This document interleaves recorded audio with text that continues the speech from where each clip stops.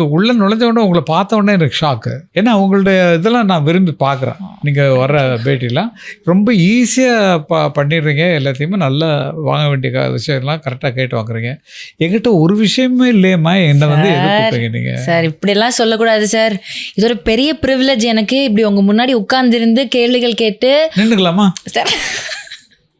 வந்ததுலேருந்தே நல்ல ஒரு ஃபன் மோடில் இருக்கீங்க. ரொம்ப ஜாலியாக இருக்கும் உங்களை பார்க்குறதுக்கு. எத்தனை விஷயங்கள் இருக்குது உங்ககிட்ட கேட்டு தெரிஞ்சுக்க, உங்களுடைய அனுபவங்களை வந்து தெரிஞ்சுக்கிறதுக்கு வந்து இது ஆக்சுவலி ஒரு பாகியம் தான் எனக்கு. Thank you so much. நீங்கள் அக்செப்ட் பண்ணிட்டு இன்னைக்கு வந்ததுக்கு ரொம்ப ரொம்ப நன்றி. ரொம்ப சந்தோஷம், ரொம்ப சந்தோஷமா. எத்தனையோ விஷயங்கள் வந்து சினிமாவில் கங்கை ராமச்சந்திரன் சார் வந்துட்டு சாதிச்சிருக்காங்க. பட் இப்போ வந்து நடிக்கிறாங்க அப்படின்றப்போ அது ஒரு வேற லெவல் ஒரு பெருமையாக இருக்குது எங்களுக்கு சார். எனக்கே அதிசயமான ஒன்றுமா.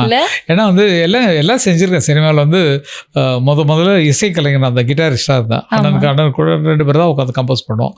அப்படி இருந்திருக்கிறேன். அதுக்கப்புறம் பாட்டு எழுதுறது 76 16 வயதில் 77 16 வயதில் வருது. அதில் செந்தூர பூவே பாட்டு எழுதி இது வரைக்கும் 1750 சாங்ஸ் எழுதியிருக்கேன். அதுவும் ஓகே. அப்புறம் மியூசிக் பண்ணியிருக்கிறேன். எல்லா வேலைகள் இருந்தாலும்